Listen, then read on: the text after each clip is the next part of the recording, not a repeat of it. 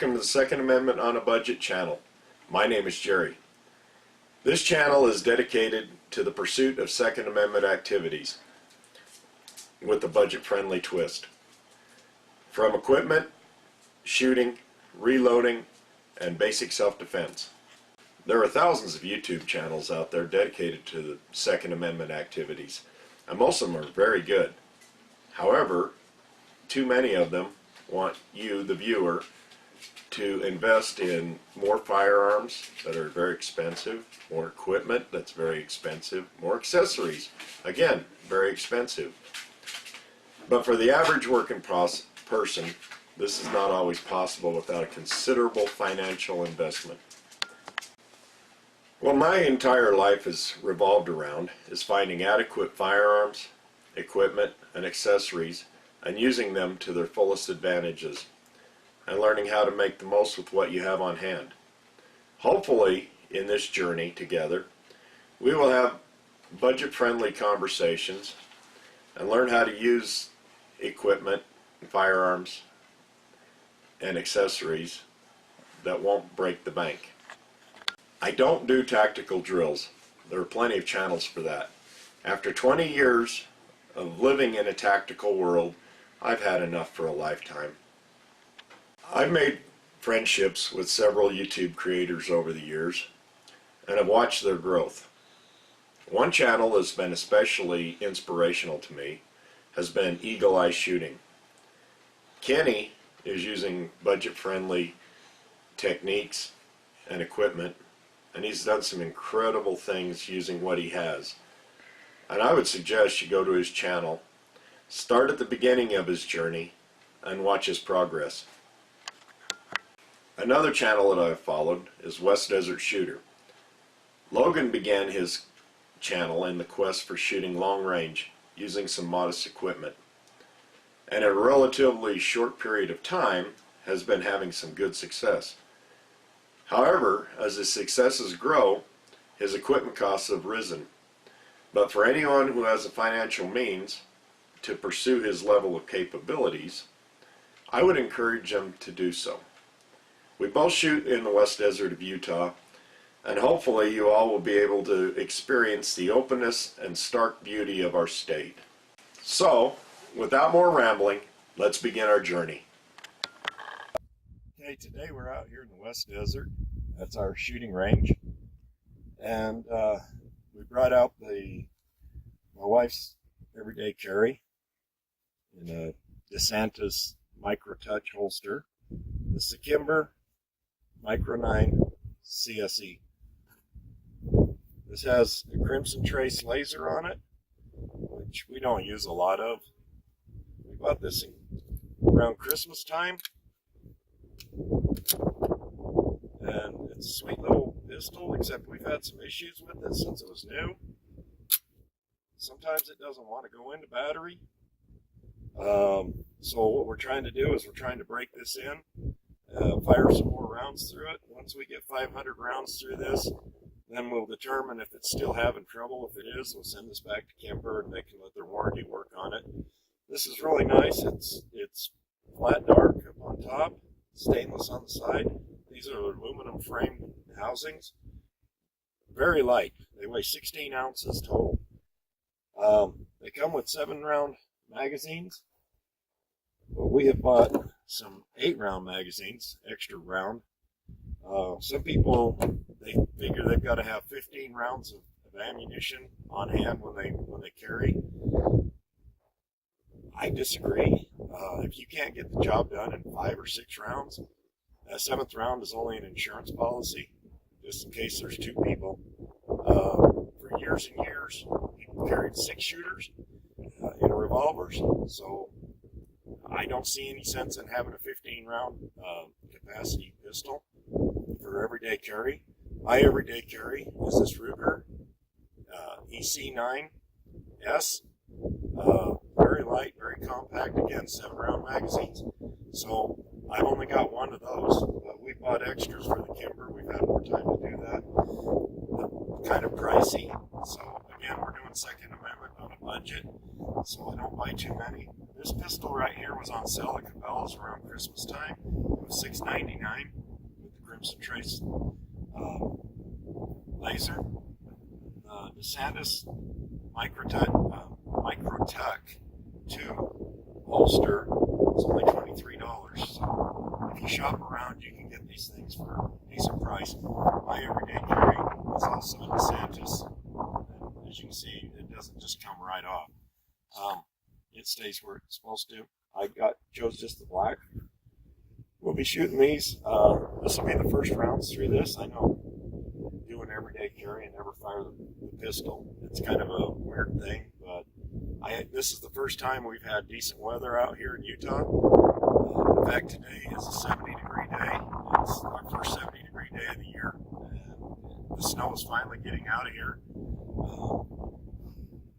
Some of these peaks back here behind us still have a lot of snow on them. So we'll see how this fires and we'll get back to you. Factory 115 grain blazer, full metal jacket. This is relatively inexpensive. I picked this up for a little less than $11 at our local gun store. I support my local gun store as much as possible. That's where I bought my Ruger. That's where I took my concealed carry training. I buy ammunition from them. I reload most of my ammunition, but occasionally I fire factory ammunition just to rule out that any of my reloads may be a problem or an issue that I'm having. So what I'm going to do is fire at 7 yards. I use my rangefinder to make sure I was exactly 7 yards. I'm going to shoot at the center dot of the crosshairs. One of the issues I've had is this shoots low and to the right. It does not have factory adjustable sights, or adjustable sights. What it does, it has driftable sights, but I have not drifted them yet. I'm hoping that my groups will come in closer to my point of aim as I shoot. So this is why we're trying to get the 500 rounds in. By the end of today, we'll have had 400 rounds. So we're going to see if this continues to not go into battery. So without further ado,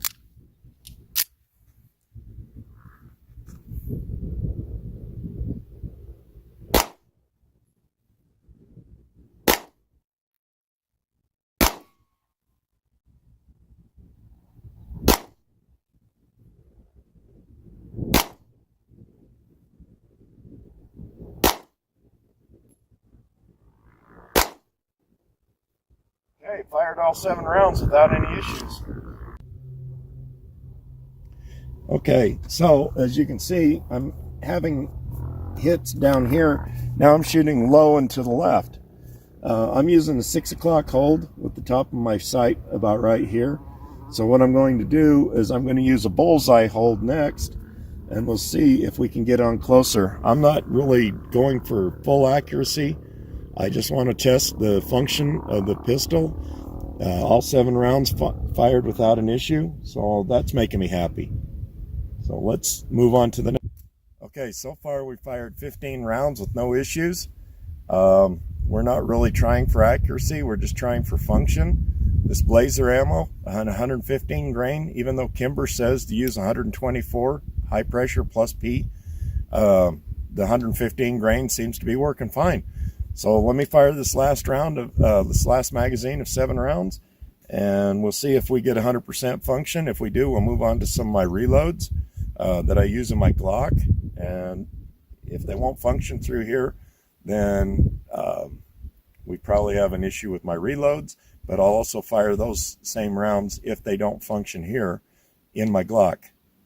So let's, without further ado, I'm going to shoot at that top dot. We'll see what we do.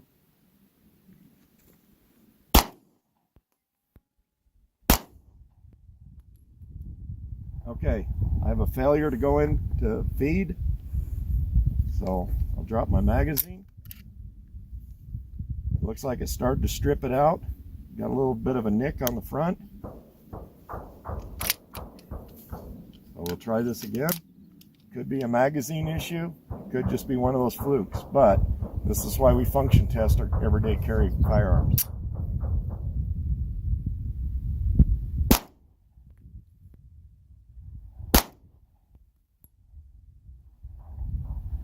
Failure to, oh, it's in battery, sorry.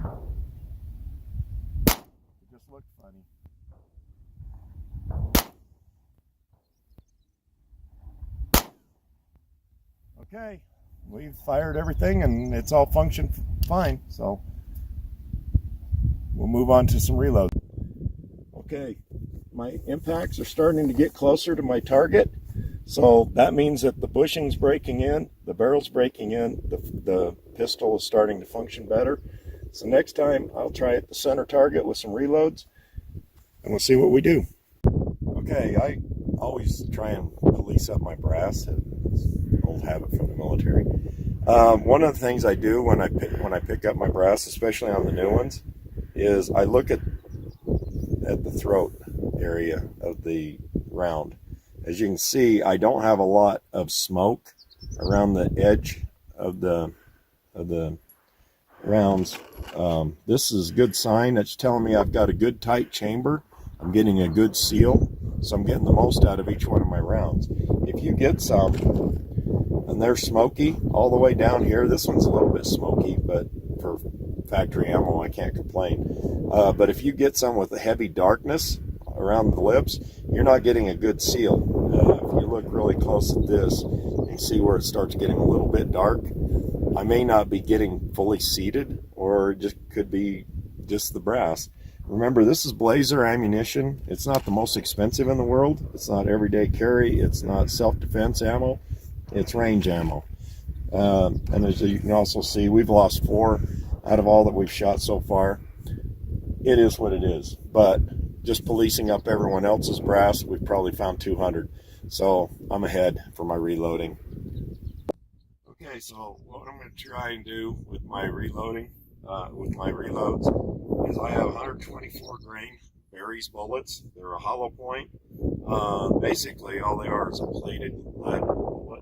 So if you powder coat, it would be about the same type of effect, but it does keep your barrel from getting any type of lead. And these have actually shot pretty good. When I competed in USPSA, I shot a lot of Berry's full metal jacket,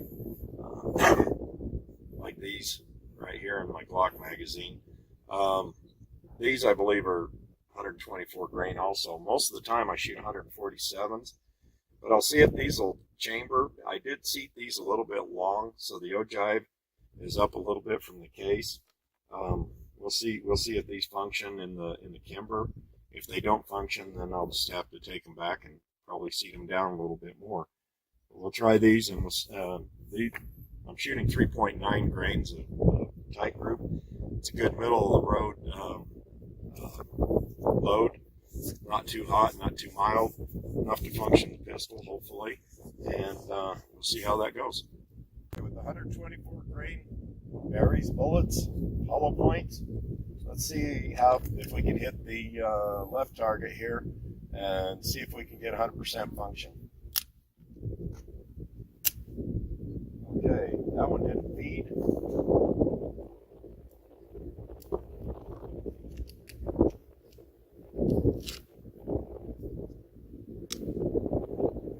No damage to the end, it just didn't pick it up.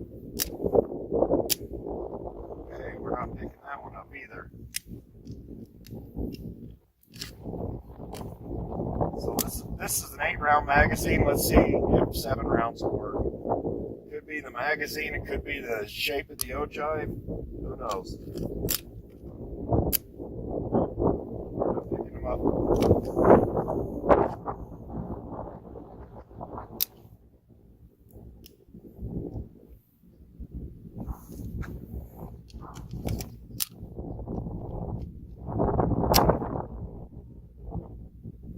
Just will not feed them.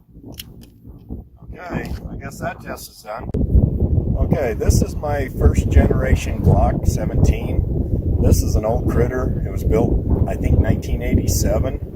I bought it many years ago as a police trade-in. The only thing I've done is, well, I put a new 3.5 pound trigger assembly in here. It's got an extended mag release. But we're going to try these 124 grain Berry's that we couldn't get to fire in the kimber. My Glock is my test bed. Usually, if the Glock won't take it, nothing will. But if the Glock will take it, and the kimber won't, then the kimber's just being finicky. So let's find out. I've got 15 rounds loaded up in here. I'm just going to fire them off as fast as I can.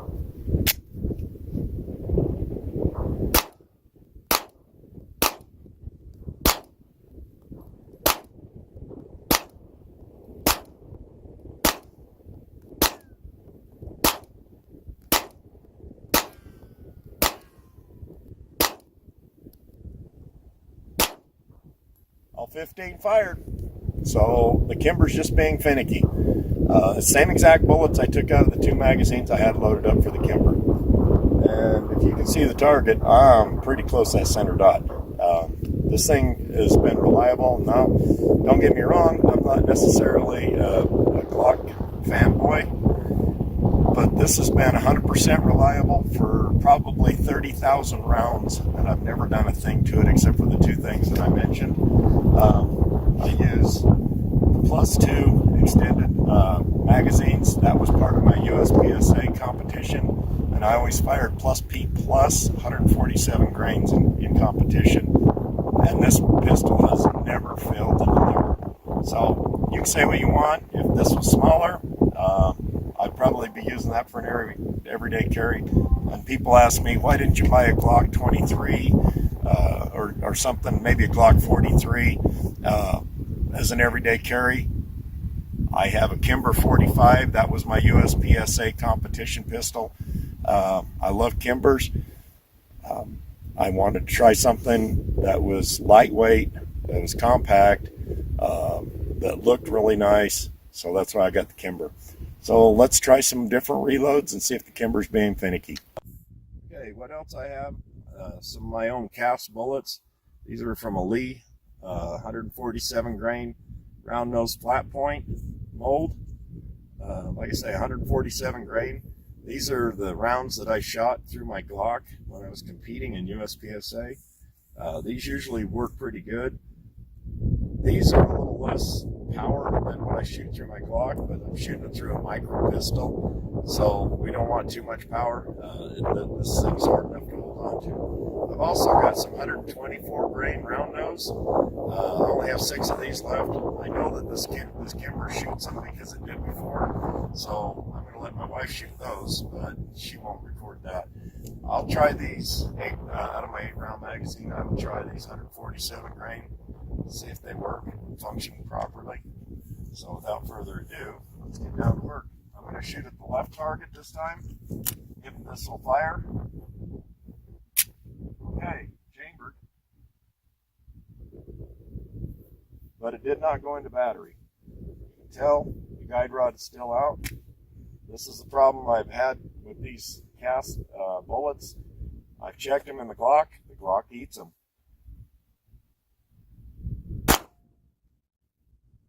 Okay, I didn't feed. Again, this Kimber is pretty touchy on what it's going to feed. You look at the tip of the bullet, it's got a little mark there. I'm not going to worry about it if it'll feed it. It did. Okay, failure to fire. Nice thing about hammered fired pistol is you can get a second strike. Okay, failed to fire again. You just didn't pick it up.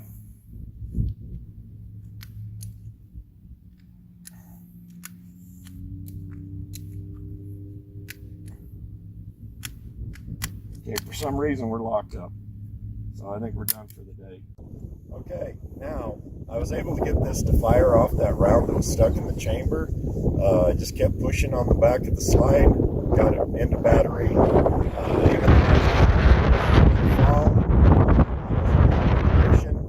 was slightly out of battery. So after I came off camera, I gave good slams into the back of the slide and was able to get it to fire off. I'm not going to use those anymore. Those 147 grain, like I said, the Glock eats them like they're not even a problem. We seem to be having a problem with the flat point bullets. These are still somewhat of a flat point. These are the berries, 147 grain, round nose flat point. I fired those thousands and thousands through my Glock, and I've never had an issue. So we're going to try them in the Kimber. What we're trying to do is we're trying to find what the Kimber likes, what it doesn't. So without ado, let's see if we can hit anything with them. Okay, they chambered. Yeah, a lot more recoil.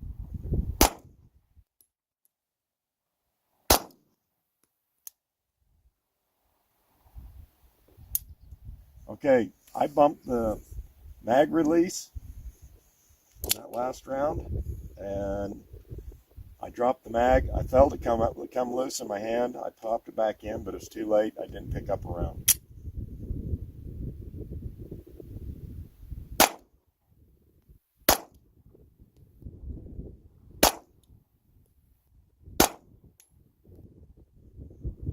Fired all of those without a problem. So it must be the lead bullets or just the shape of a bullet. It's not liking the Berry's plated bullets with the hollow point, and that last round bunked me right in the head.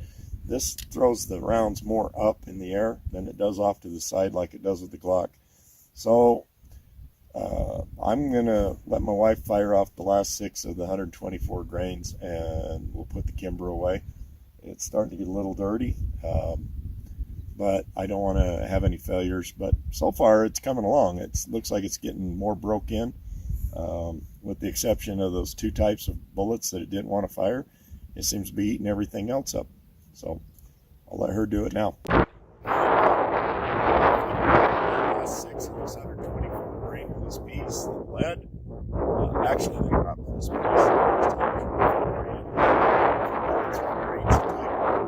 And all 6 of them fired flawlessly. So the Kimber likes a rounded profile bullet. They don't like square cuts. I'm going to check the overall length. But I have some Berries. Same exact loading as what I had. I was trying to use the Kimber that it didn't like. I'm going to try this in the Ruger EC9S. These are the first shots. I've never fired a round through this since I got it 3 weeks ago. This was really a great price on this. I paid $219 for this at our local gun store. And the reason I got the EC9S is it has a safety. Works similar to the 1911. If I'm going to everyday carry, I want the added safety. It also has the trigger dingus. It is what it is, but this is really an ergonomically fine little pistol. Some people may find it's too small in their hands. I've got little girl hands, I guess you'd call them. They're not big, so smaller pistols seem to fit right. This has the little kick on the magazine, so that once you put it in, you've got it for your finger. I like that pinky grip. Like I said, I don't have big hands, but what I do have, I like to use properly without my pinky fingers just dangling off, and you don't get as much control. So let's try this and let's see how it works. I've got high hopes for this since I carry it every day, and I still haven't fired it. So let's fire it, make sure that if I ever need it, I can use it. Without any further ado,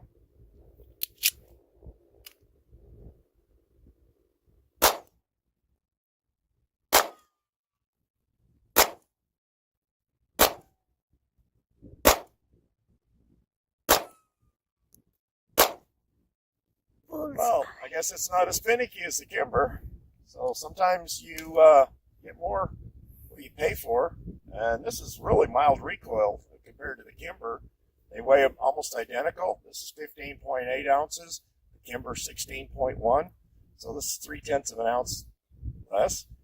You can't really tell, but it actually feels better in my hand than the Kimber Micro 9. So I'm all excited now.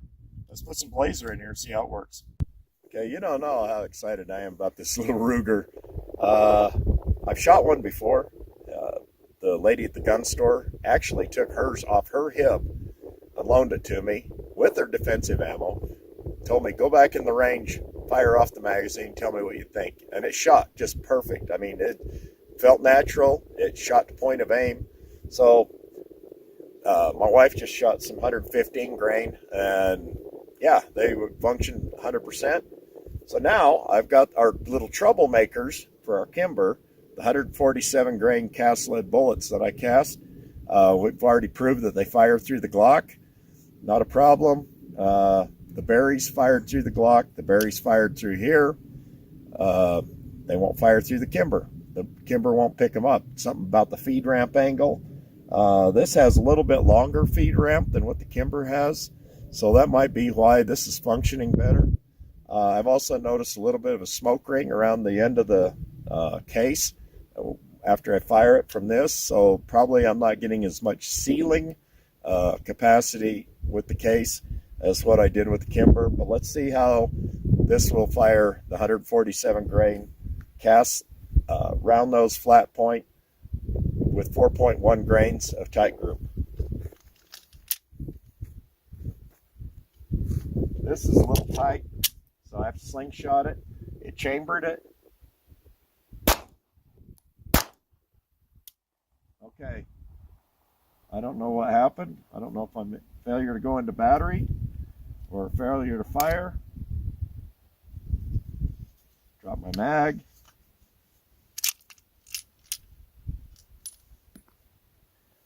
Failure to eject is what my problem was.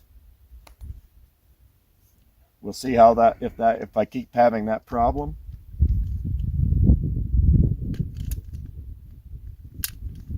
Okay, for some reason my magazine doesn't want to go in.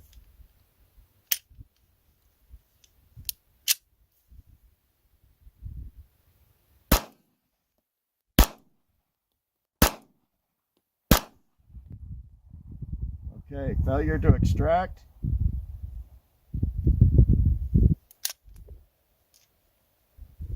Well, it just failed to feed. That was the last round.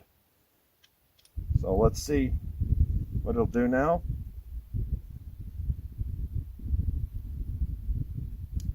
For some reason, my magazine doesn't want to drop. This has a magazine safety. It will not fire without a magazine in it. Okay, so I won't say we got 100% on that. Wow, this magazine button has been turned or something. Okay, we'll look at that in a little while. We fired those 7 rounds, but we had less issues with this than what we did with the Kimber. So let me pick up my brass and we'll try something else. Okay, I had 7 rounds left of these 147 grain problem makers. The cast lead round nose flat point from the lead mold. I don't fault the mold. What I may be doing is I may be seeding these out too far, and I can see a little bit of lead smear on the case. So that might be part of the problem. But let's fire these off, see if I get some double taps just to get rid of these. I don't know how long ago I reloaded them. I don't have a date on it. Probably 6 months ago, 8 months ago. So let's try this. Let's see what happens. So again, since this is still new, you can't just hit the magazine release and get it to go. You have to really slingshot it. So let's see if I can get some double taps. Okay, hit fire. Let's check this out. Failed to feed.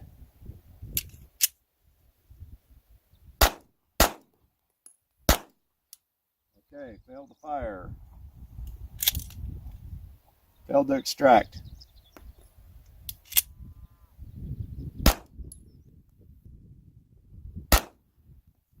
Okay, soft shooting pistol. I'm telling you, this thing for 147 grain bullets, it just hardly feels like it's even going off in your hands. It's really easy to shoot. Your positive feedback and comments will help shape the content of these videos.